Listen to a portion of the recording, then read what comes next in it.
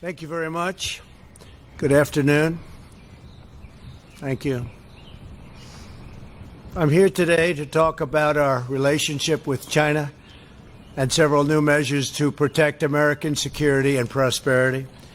China's pattern of misconduct is well known. For decades, they've ripped off the United States like no one has ever done before. Hundreds of billions of dollars a year were lost dealing with China, especially over the years during the prior administration. China raided our factories, offshored our jobs, gutted our industries, stole our intellectual property, and violated their commitments under the World Trade Organization. To make matters worse, they are considered a developing nation, getting all sorts of benefits that others, including the United States, are not entitled to. But I have never solely blamed China for this. They were able to get away with the theft like no one was able to get away with before because of past politicians and, frankly, past presidents. But unlike those who came before, my administration negotiated and fought for what was right. It's called fair and reciprocal treatment. China has also unlawfully claimed territory in the Pacific Ocean, threatening freedom of navigation and international trade. And they broke their word to the world on ensuring the autonomy of Hong Kong. The United States wants an open and constructive relationship with China, but achieving that relationship requires us to vigorously defend our national interests. The Chinese government has continually violated its promises to us and so many other nations. These plain facts cannot be overlooked or swept aside. The world is now suffering as a result of the malfeasance of the Chinese government. China's cover-up of the Wuhan virus allowed the disease to spread all over the world, instigating a global pandemic that has cost more than 100,000 American lives and over 1 million lives worldwide. Chinese officials ignored their reporting obligations to the World Health Organization and pressured the World Health Organization to mislead the world when the virus was first discovered by Chinese authorities. Countless lives have been taken and profound economic hardship has been inflicted all around the globe.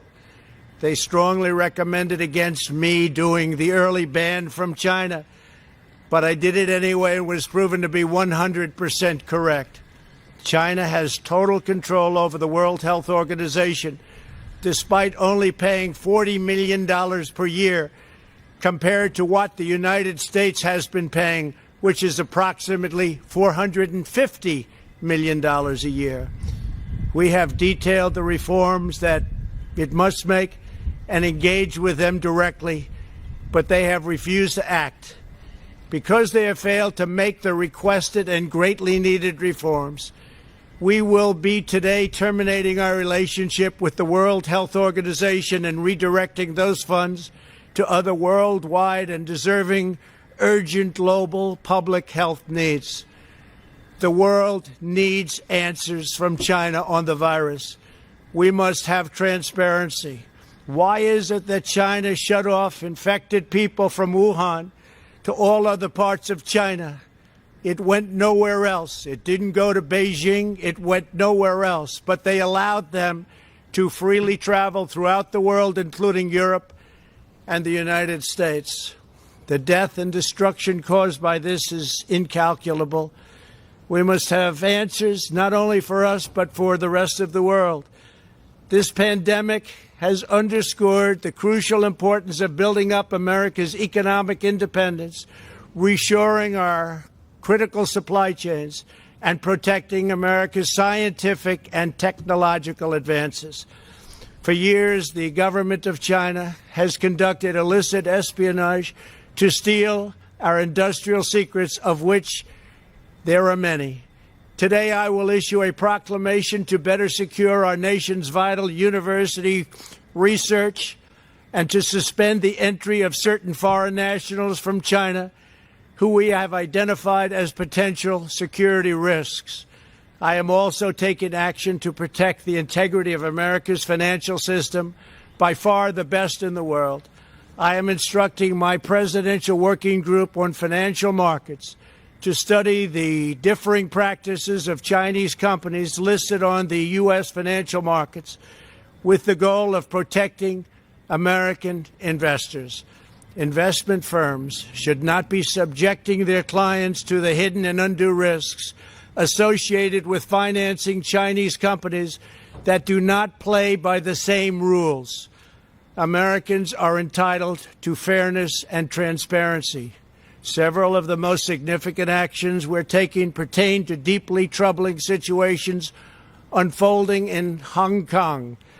This week, China unilaterally imposed control over Hong Kong security.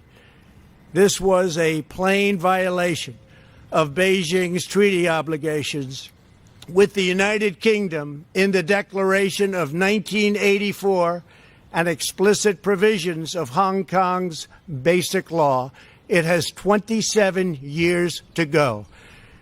The Chinese government's move against Hong Kong is the latest in a series of measures that are diminishing the city's long-standing and very proud status. This is a tragedy for the people of Hong Kong, the people of China, and indeed the people of the world. China claims it is protecting national security. But the truth is that Hong Kong was secure and prosperous as a free society. Beijing's decision reverses all of that. It extends the reach of China's invasive state security apparatus into what was formerly a bastion of liberty. China's latest incursion, along with other recent developments that degraded the territory's freedoms, makes clear that Hong Kong is no longer sufficiently autonomous to warrant the special treatment that we have afforded the territory since the handover. China has replaced its promised formula of one country, two systems with one country, one system. Therefore, I am directing my administration to begin the process of eliminating policy exemptions that give Hong Kong different and special treatment. My announcement today will affect the full range of agreements we have with Hong Kong, from our extradition treaty to our export controls on dual-use technologies and more, with few exceptions. We will be revising the State Department's travel advisory for Hong Kong to reflect the increased danger of surveillance and punishment by the Chinese state security apparatus.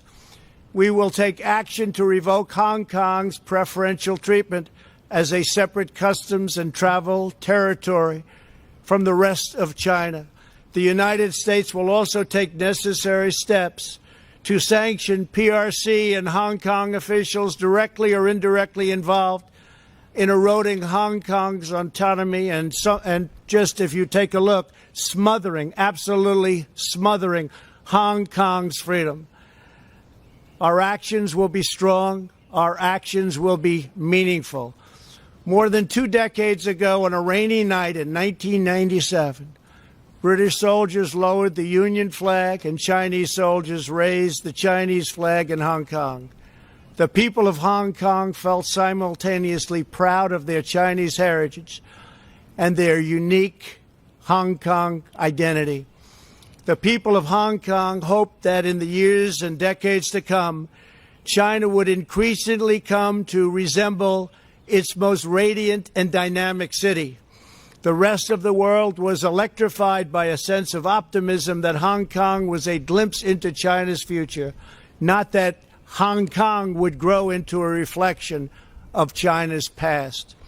In every decision, I will continue to proudly defend and protect the workers, families, and citizens of the United States of America. Thank you very much. Thank you.